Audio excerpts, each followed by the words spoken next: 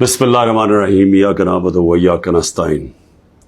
میرے پاکستانیوں، میں ابھی رات کے تقریباً 12 بجنے لگے ہیں، تو میں آپ کے سامنے صرف مختصر بات کرنا چاہتا ہوں، اور وہ بات ہے یہ جو سارا توشہ خانہ کا ڈرامہ چل رہا ہے۔ تو میں یہ واضح کر دوں کہ یہ ضروری آپ کا سمجھنا ہے کہ توشہ خانہ یہ ہے کیا۔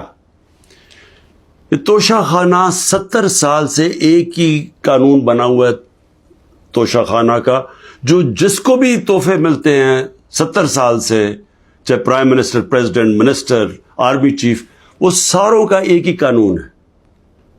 اسی قانون کے مطابق جو بھی توشہ خانہ سے میں نے چیزیں لی، اس قانون کے مطابق چلا۔ اب یہ کیس جو توشہ خانہ کا چلنا شروع ہوا، یہ آپ کو سمجھنا چاہیے کہ اس کیس کے اوپر، یہ توشہ خانہ کیس کے اوپر میرے گھر کے اوپر حملہ ہوا۔ 4 دن پہلے پولیس پہنچ گئی کہ جی آپ نے وہ توشہ خانہ کا ایک میجسٹریٹ کے سامنے کیس سننے جانا ہے۔ 4 دن پہلے پولیس پہنچ گئی، اور یہاں پورا میرے گھر کے اوپر 26 گھنٹے اٹیک ہوا۔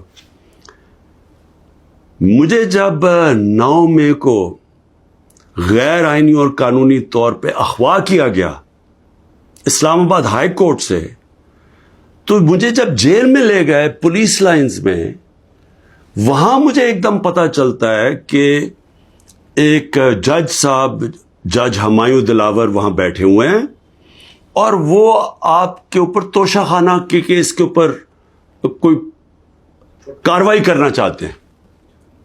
نہ میرا وکیل، نہ مجھے کیس کا پتہ، اور پتہ چلتا ہے کہ وہ ادھر آ کے میرے اوپر فرد جرم لگا کے چلے جاتے ہیں۔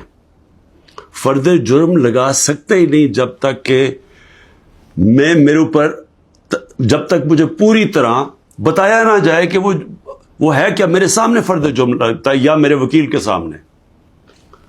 جب ہمیں یہ پتہ چلا، اس سے اگلے دن ہم نے ریکیوزل کا کہا۔ ہم نے کہا جی ہمیں ان جج صاحب سے جس طرح انہوں نے کاروائی کی ہے، ہمیں کوئی انصاف کی توقع نہیں ہے۔ یہ 11 مئی کو ہم نے کیا۔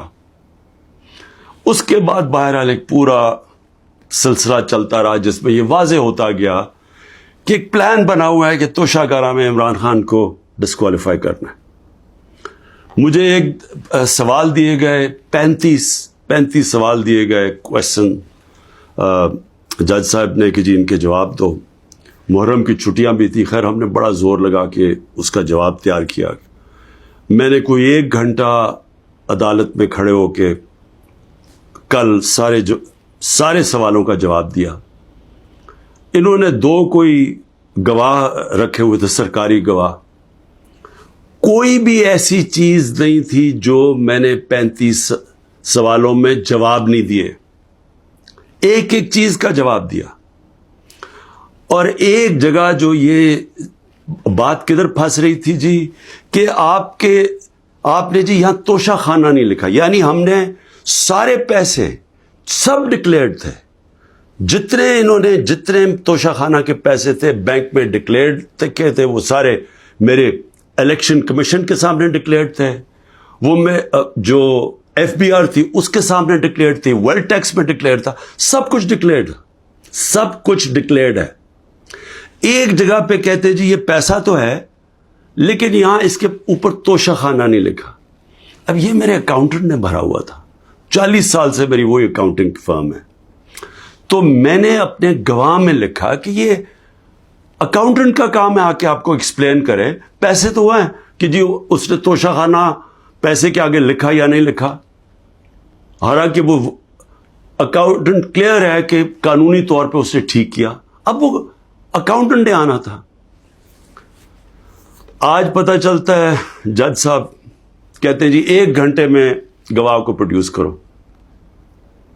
گواہ راستے میں ہوتا ہے، کہتے اب ہم نے کینسل کر دیا، اب کوئی گواہ آپ سامنے نہیں لا سکتے۔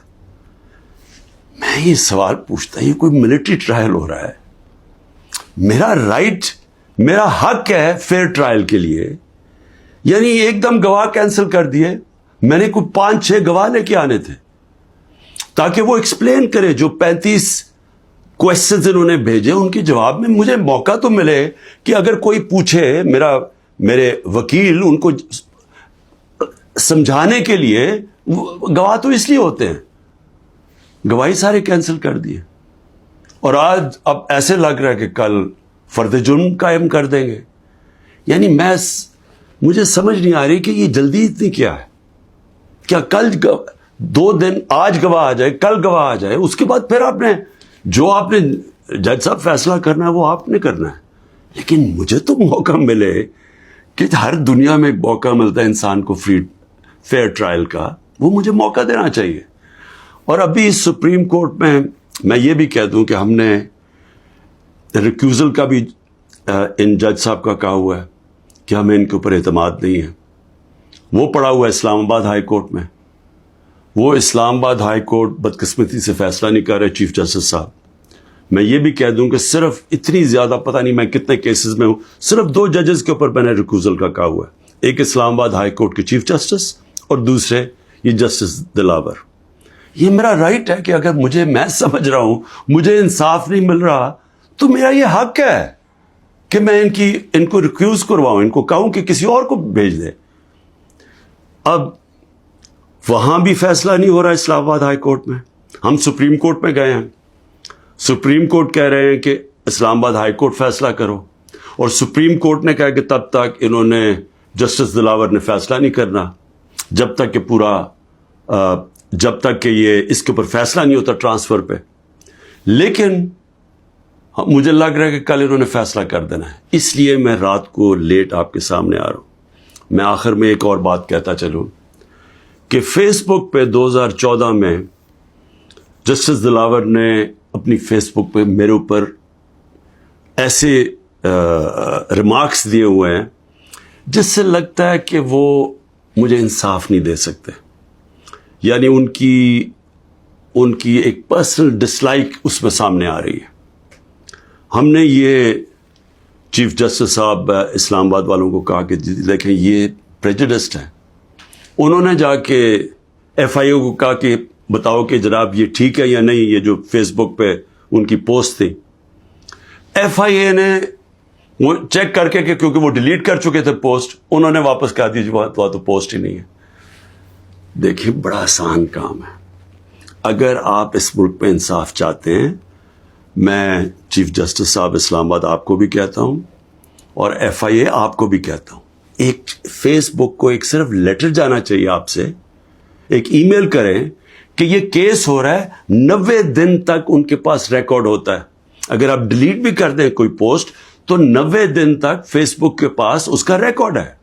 صرف ایک ای میل کی ضرورت ہے، پتہ چلوا لیں کہ کیا انہوں نے جو واقعی انہوں نے پوسٹ کی تھی یا انہوں نے نہیں کی تھی. آدھے گھنٹے میں سارا اس کا پتہ چل جائے گا کہ کیا جسٹس دلاور نے واقعی وہ میرے اوپر جو بڑی ان کا مائنڈ شو کرتا ہے کہ وہ شاید میرے سے انصاف نہ کر سکے، وہ پوسٹ میں ریفلیکٹڈ ہے. پتہ چل جائے گا کہ ہے یا نہیں ہے. تو ہم صرف، میں یہاں بیٹھا ہوا ہوں، 200 کیسز ہونے لگے ہیں، ایک ایک فیس کرنے کے لیے تیار ہوں، فیس کر رہا ہوں. پچھلے 2 مہینے میں 350 عدالت میں کیسز کے اندر میری پیشی ہو چکی ہے. 350، یہ بھی ریکارڈ ہے. میں آگے بھی تیار بیٹھا ہوں، لیکن صرف یہ چاہتا ہوں کہ انصاف ملے. اور انصاف ملنا کوئی مشکل کام نہیں ہے. اگر صرف مجھے یہ موقع دیا جائے کہ اگر میں یہ سمجھتا ہوں کہ کوئی جج میرے سے انصاف نہیں کر رہا تو یہ میرا حق ہے کہنا کہ جی ٹرانسفر کر دیں کیس کسی اور جج کو. تو میں ابھی بھی امید رکھتا ہوں کہ کل فیصلہ کرنے سے پہلے اسلام آباد ہائی کورٹ اور سپریم کورٹ میری بات سنیں گے تاکہ مجھے فیئر ٹرائل مل سکے. شکریہ.